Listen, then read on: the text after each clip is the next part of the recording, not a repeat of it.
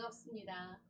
요한계시록 강해 26강 6장 12절로 14절 말씀 보시겠습니다. 12절 말씀, 내가 보니 여섯째 인을 빼실 때에 큰 지진이 나며 해도 검은 털로 짠 상복같이 검어지고 달은 온통 피같이 되며 하늘의 별들이 무화과 나무가 태풍에 흔들려 설익은 열매가 떨어지는 것 같이 땅에 떨어지고 무섭지요. 무서운 말씀입니다. 하늘은 두루마리가 말리는 것 같이 떠나가고 각 산과 섬이 제자리에서 옮겨짐에 우리의 말씀의 은사가 받았다고 처음부터 성경에 해박해지는 것은 아닙니다. 성경을 연구하는 남다른 자질이 주어졌다는 것이지 그 자체가 완성은 아닙니다. 그러므로 교회사를 보면 말씀의 은사자들끼리도 상당한 의견 차이를 보이기도 했습니다. 그 예로 마르틴 루터가 이신득의 교리에 지나치게 고무된 나머지 야고보서를 지푸라기 서신이라고 제외시키려고까지 했습니다. 구약과 신약은 율법과 복음과의 차이와 같다고 말하다가 후년에는 구약도 풍부한 복음적 약속을 가졌다고 선회했습니다. 그러나 아직도 루터 교회가 고해 성사를 하는 등 신부의 사상이 남아있는 것을 볼 수 있습니다. 루터가 평가한다면 개혁운동을 폭발시킨 공로와 개혁 의지는 투철했지만 과도기적인 인물로 아직 잘 다듬어지는 지지는 못했다고 평가할 수 있습니다. 그러므로 성경이 더 열려야 합니다. 어떤 귀한 사실을 발견했다고 전부가 아닙니다. 하나가 아니라 7을 다 떼야 합니다. 그러므로 우리의 말씀 수준이 늘 완전하지 못하다는 것을 인정하고 겸손히 배우고 참고하는 지혜를 가져야 합니다. 말씀뿐만이 아닙니다. 세상 살아가는 학문이나 모든 계통에 좀 배웠다고 한다거나 그런 현장에서 겸손해야 합니다. 그래서 루터가 시작한 개혁을 칼빈이 나타나 더듬었고 지금도 더 더듬어가고 있습니다. 이 요한계시록 강해도 더 위대한 신학자들이 여기서 힌트를 얻어 더 다듬어 주시기를 기도하고 있습니다. 오늘 읽은 본문은 두루마기의 인봉이 6번째로 떼어지는 장면입니다. 이 6번째 인에서 사람들이 우주계에 일어나는 놀라운 현상을 목도하고 두려워 떨며 숨습니다. 그러나 가려줄 것을 찾지 못하고 얼마나 다급했든지 산들과 바위에서 떨어져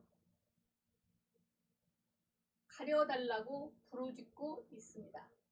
아주 무덤을 만들어 달라는 것입니다. 하늘이 무너지면 소망이 없습니다. 바로 이런 상황입니다. 율법의 기능을 여러 비유를 통해서 묘사한 것입니다. 여러분 잠잠해야 합니다. 지금 온통 세계는 갇혀 있습니다. 집안에 있습니다. 그런데 한국 사람들 많이 돌아다니는 것을 보는데 얼마나 하나님께서 한국 사람들을 사랑하시면 비를 내려서라도 집안에 갇혀있게 하시겠습니까? 말씀을 들으세요. 이번 기회에 하나님께서 철저하게 유출을 금지하는 이유 속에서 여러분들은 말씀에 묵상해야 합니다. 말씀은 즐거우려고 듣는 것이 아닙니다. 코미디가 아닙니다. 말씀은 사냐 죽느냐 피값을 논하는 것이 말씀입니다. 우리 어렸을 때 교회에서 가만히 깔고 예배 드릴 때도 철저하게 코미디 안 했습니다. 목사님들이. 지금 코미디 하는 목사님들이 많은데 그건 교회가 아닙니다. 교회는 오로지 성경만 풀어야 합니다. 바이블 스타디만 해야 합니다.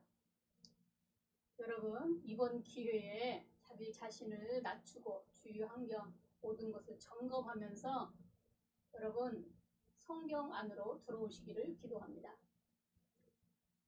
이것은 오직 예수 그리스도의 복음으로 돌아오게 하려는 준비 작업입니다. 여러분, 말씀에 순종하십시오. 그러기 위해서는 자신과 자기 의에 대해서 절대 절망해야 합니다. 여러분, 얼마나 열심히 공부하고 열심히 살았습니까? 잠도 안 자고 살았지만 지금 현재 공부 많이 한 의사라든가 그런 사람들 다 활동 못하고 있습니다. 저 같은 경우도 한의원도 하고 목회도 했지만 노후대 쪽은 걱정 그렇게 많이 안 했던 것 같습니다. 그런데 한 발도 대문 밖에 못 나가게 하니까 북성하게 됩니다. 여러분, 이 환경을 보고 각자 나름대로의 주어진 환경 속에서 하나님의 말씀을 묵상하십시오.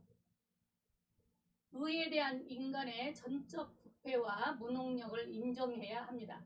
그래서 본문은 세례 요한과 같은 율법의 전초 작업이라고 할 수 있습니다.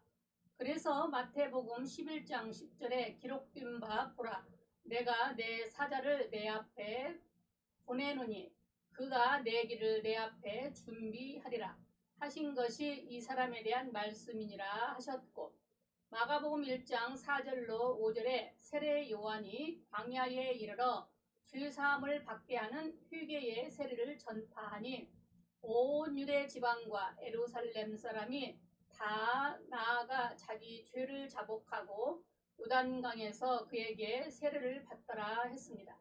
너는 죽어야 마땅한 죄인이다. 그러므로 구세주가 필요하다는 것을 인증하는 세례였습니다. 그래야 두 손 들고 구세주 앞에 나올 수 있고 그래야 100% 복음에 의존할 수 있기 때문입니다. 이것이 율법의 중요한 기능입니다. 그럼 율법의 준비 작업은 어떤 것일까요?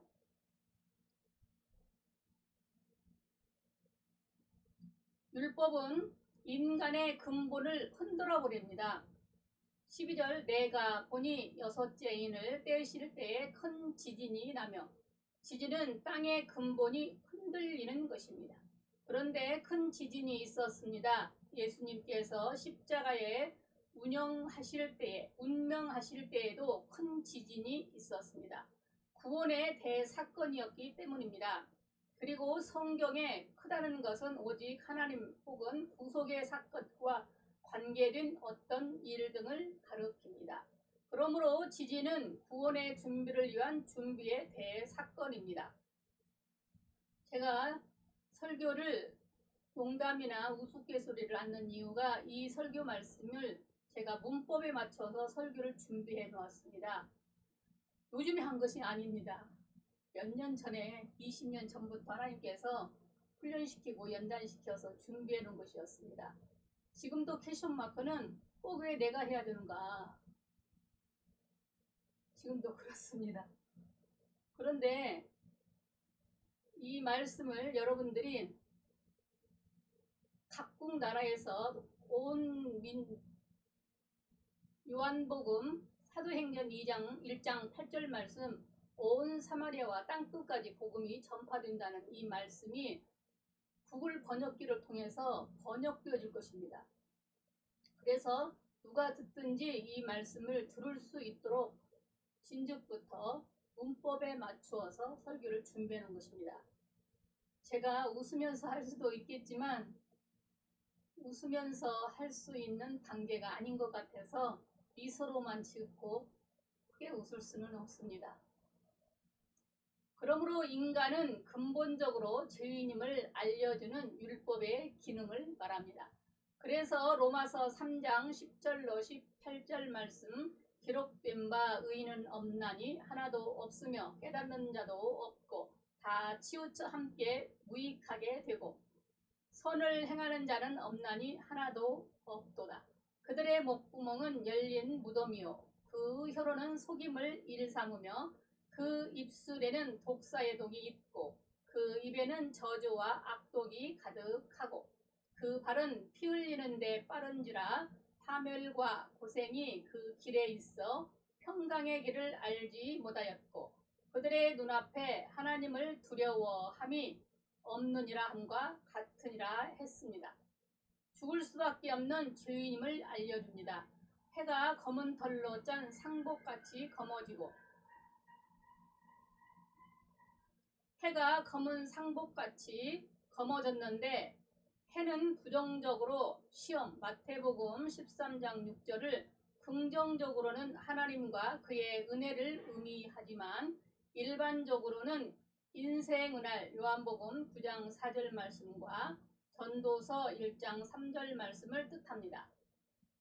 여기에서는 인생의 날로 보입니다. 그런데 검은 털로 짠 상복은 빛이 투과되지 않는 캄캄한 천입니다.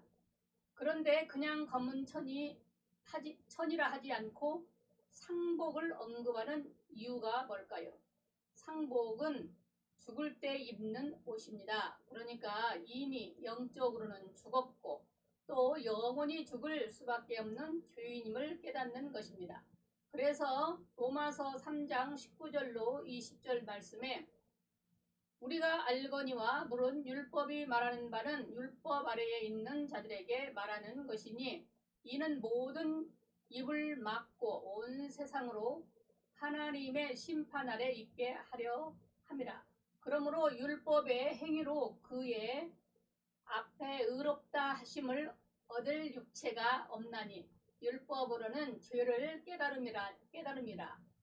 더 이상 율법 앞에서 의롭다 자긍할 수 없습니다. 출애굽 사건도 12재앙을 통해서 이루어졌습니다. 이 10재앙은 우리가 얼마나 죄악된 존재요 절망적인 자들인지 그래서 얼마나 구세주가 필요한 존재인지 점점 더 깨달아가는 마음의 현상을 보여줍니다. 그래서 마지막 재앙에 어린 양의 피로써 죽음에서 구원을 받고 모세를 따라 홍해를 건넙니다. 그러니까 홍해의 사건은 바로 세례요 중생의 사건을 예표할 것입니다.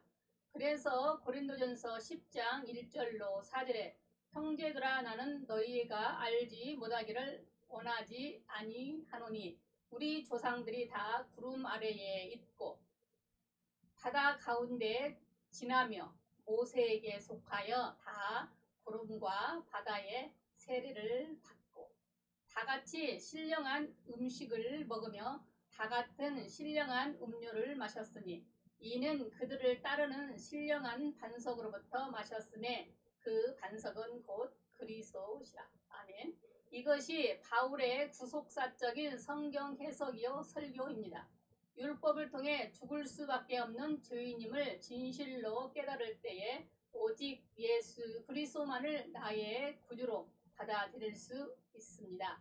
세속에 대해 비참한 정서를 갖게 합니다. 달은 온통 피같이 되며 아멘.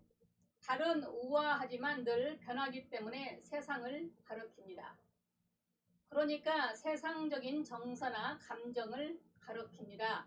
피는 생명인 보이는 피라면 죽음입니다. 지금 이 설교는 인터넷 설교이기 때문에 두세 단계 깊이 파고 안 들어가는 것입니다. 목회자들을 양육시키면서는 2단계, 3단계 깊이 파고 들어갑니다. 여러분 2단계에서도 한 번 들으면 이해가 안 됩니다. 여러 번 들어서 이 단어가 익숙해져야 됩니다. 언어도 마찬가지지만 이 성경 공부도 매일같이 쓰는 단어가 아니기 때문에 여러분들이 어렵다고 표현합니다. 어려운 게 아니라 생소한 단어를 처음 듣기 때문에 어렵다고 표현을 하는 것입니다. 어렵다고 표현하는 것은 무지함을 자기가 솔직히 고백하는 것이 되기 때문에 그러한 단어를 쓰지 마시고 여러분 들어보세요. 이 단어 하나를 깊이 파게 됩니다. 여러 번 들으면 귀에 익숙해집니다. 우리가 이 말씀이 피가 되고 살이 되고 골수까지 파고 들어야 되는 말씀입니다. 제가 해보니까 평생을 하고 20년간 넘도록 이곳에서 이 말씀만 파고드는데도 제 말씀을 제가 날마다 듣습니다. 날마다 들으면서 잘못 전해진 것이 있나 그것도 파악도 하지만 이 말씀이 제 생명이 되기 위해서도 그렇게 합니다. 이 말씀이 혀에 올라와야 됩니다. 어떤 분이 그러더라고요. 어떻게 저렇게 말을 잘하냐고. 말을 잘하는 게 아니라 수십 년간 하면 이렇게 됩니다. 이게 본업이기 때문에 기술자들이 딱 보면 알듯이 그렇게 직업이기 때문에 그렇게 하고 있는 것입니다. 그런데 피같이 변했다는 것은 그 이전에는 아름다웠다는 것입니다. 그러나 두루마리가 열림으로 정서가 달라졌습니다. 여러분의 정서가 두루마리 성경 이 말씀을 통해서 변화되기를 바랍니다. 이제는 더 이상 세상 뜻으로 만족하지도 행복하지도 않습니다. 모를 때는 세상이 전부인 줄 알고 애지중지 살았지만 알고 보니 세상은 우리에게 소망을 줄 수 없음을 알게 되었습니다. 철로 역정에서 기독도가 장망성, 장차 망할 성, 세속을 떠나는 장면이 나옵니다. 철로 역정은 존 번연이 옥중에서 잠을 자다가 받은 계시이기도 합니다.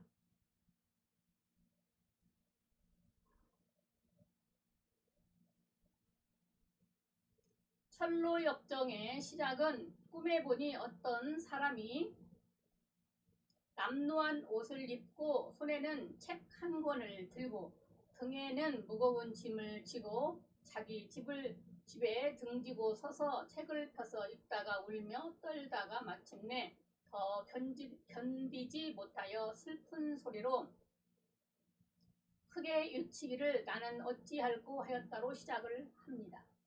그것이 성경을 보다가 생긴 일입니다.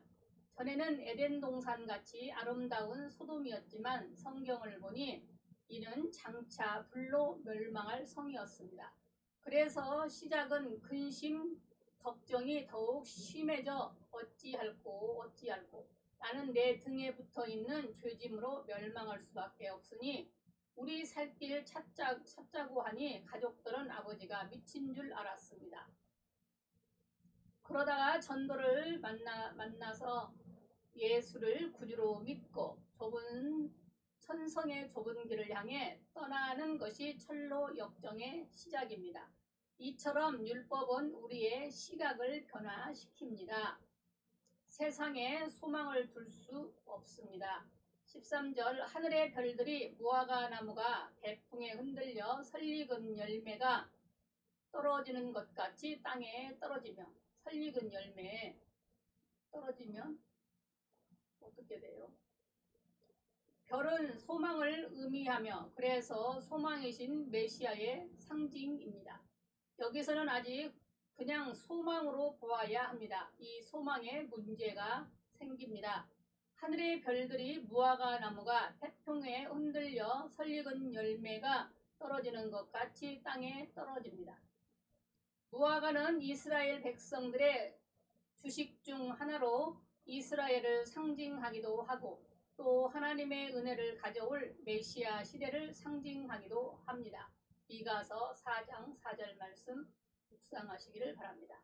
그래서 구약 성도들은 메시아의 오심을 소망하며 살았습니다. 그리고 태풍은 큰 바람인데 여기서는 큰 시험을 의미합니다. 요즘은 참으로 감사도 합니다. 유튜브라는 게 생겨서 밖에 나가지 않아도 유튜브 안에서 얼마든지 좋은 친구, 좋은 이웃과 소통할 수 있어서 참 좋습니다. 저는 이와 같이 귀한 말씀을 전하기도 하고 많은 사람들의 춤이나 특기를 바라보면서 많이 배우기도 하고 참 좋습니다. 하나님께서 이러한 기회를 주셨을 때에 여러분도 상대방의 많은 것들을 터득하고 축복하며 받아들이시기를 바랍니다. 좋은 시간 주었을 때에 집에서 조용히 해보시기 바랍니다. 욥기 1장 18절로 19절에 주인의 자녀들이 그들의 마다들의 집에서 음식을 먹으며 포도주를 마시는데 거친들에서 큰 바람이 와서 침대 모퉁이를 치매 그 청년들 위에 무너짐으로 그들이 죽었나이다. 이와 같은 큰 시험이 있습니다. 이스라엘 백성들이 하나님을 경외하지 않고 메시아를 소망하지 않고 다른 신과 우상을 숭배하고 성전을 우상으로 더럽히고 하나님을 멀리할 때에 하나님께서 아스루와 바벨론을 시켜 그들을 멸망시키고 사람들을 포로로 잡아 다른 땅으로 옮기셨습니다. 소망이 사라졌습니다. 이 말씀이 나의 것으로 비교해 보시기 바랍니다. 이스라엘 백성이 우리로 묵상해 보시기를 바랍니다. 그러나 이것은 더 큰 소망을 주시기 위한 준비 작업이었습니다. 유다와 이스라엘은 바벨론에서 하나가 되어 70년간 신앙훈련을 받다가 3차에 걸쳐서 예루살렘에 귀환하게 됩니다. 그러므로 본문은 율법을 통해서 세상에 소망이 없음을 깨닫는 장면입니다. 율법 자체도 절망으로 다가옵니다. 14절 말씀, 하늘은 두루마리가 말리는 것 같이 떠나가고 하늘의 별들만이 아니라 하늘마저도 두루마리가 말리는 것 같이 떠나갑니다. 먼저 하늘은 여호와께서 아브라함을 불러 보여주시며 말씀하셨던 교육의 필드와도 같습니다. 그리고 하늘은 무지개와 같은 보장도 나타나고 알려주는 징조의 장이기도 합니다. 그리고 두루마리는 양피지를 말하는데 마르면 재질이 강하고 본래는 감겨 있어서 읽다가 놓치면 빠른 속도로 다시 감깁니다. 왜 두루마리에 비유했을까요? 두루마리는 성경입니다. 펼쳐져야 할 성경이 감깁니다. 그동안 율법을 통해서 하나님도 알았고 하나님의 뜻과 섬기는 법도 알았고 죄도 의도 알았습니다. 이 말씀을 저는 많이 실감합니다. 지금은 열려있기 때문에 하늘문이 열려있기 때문에 이러한 말씀이 열려집니다. 그런데 오늘 또 200여 편을 닫았습니다. 비공개로 닫았습니다. 이러한 때가 하나님도 있으시다는 것입니다. 사람도 이렇게 닫습니다. 계속 만들지만 닫기도 합니다. 우리의 신앙 환경이 절망적이 됐다는 것입니다. 그래서 복음을 만나지 못하고 유형적인 율법만 알면 비참합니다. 혹을 때려왔다가 붙이는 격으로 더 무겁고 더 복잡하고 절망적이고 우리 앞길 칠흑과 같이 어둡습니다. 하늘이 두루마리가 말리는 것 같이 떠나간다는 것은 심령 상태가 천지창조 거의 이전으로 돌아가는 것을 말합니다. 창세기 1장 1절로 2절에 태초에 하나님이 천지를 창조하시니라. 땅이 혼돈하고 공허하며 흑암이 깊음 위에 있고 하나님의 영은 수면 위에 운행하시니라. 첫째 날 빛을 만드시고 둘째 날 하늘을 만드셨는데 하늘이 사라집니다. 겨우 빛 대신 예수님만 붙잡고 있지 뒤죽박죽 아무 의미가 없는 상황입니다. 지옥이 있으니 하나님을 배반하고 예수를 믿는 그 이전으로 돌아갈 수는 없지만 율법으로 인하여 난감하게 된 그 심령은 과연 어떻게 해야 할지 몰라 방황합니다. 이것이 바로 로마서 7장에서 바울이 예수 복음을 알기 전에 방황이요 고뇌였습니다. 율법의 조항을 온전히 지킬 수도 없거니와 의롭게 살려고 하면 다 넘어지고 쓰러지고 매일 정죄로 말미암아 고통스러운 양심은 심히 비참합니다. 이런 상황에서는 잠을 자도 악령이 덮쳐오고 가위 눌려 편한 잠을 잘 수 없습니다. 가위 눌림은 무호흡과 같이 뇌에 산소 고갈로 오기도 하지만 그런 원인이 없는데도 눌릴 때가 있습니다. 율법을 알지 못한 사람은 고통도 없이 사는데 이러지도 저러지도 못하고 죽어간다는 말입니다. 마음의 지옥이라고 표현할 수 있습니다. 그러나 이것은 오직 예수, 오직 복음의 석에 하시기 위한 율법의 전초 작업입니다. 진짜 율법을 체험한 사람은 인간의 의를 더하지 않는 오직 믿음, 오직 복음으로 나옵니다. 어설픈 인간은 행위 들먹이지 않습니다. 그러므로 하나님 앞에 나아갈 때도 인간의 의는 없고 죄뿐이지만 보혈만을 믿고 담대하게 나아갑니다. 어쩌면 뻔뻔하지만 그 방법밖에는 다른 방법이 없기 때문입니다.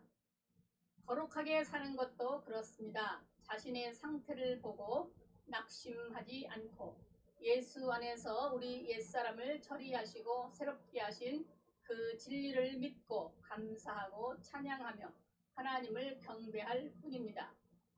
우리는 예수 안에서 이미 이긴 자이기 때문에 히브리 3장 6절에 우리가 소망의 확신과 자랑을 끝까지 굳게 잡고 있으면 우리는 그의 집이라 하셨습니다. 그러므로 이를 위한 철저한 율법의 사전 작업이 있는 것입니다. 사랑하는 여러분, 이걸 알지 못한 유대인들은 아직도 율법 안에서 의로움을 얻으려고 합니다.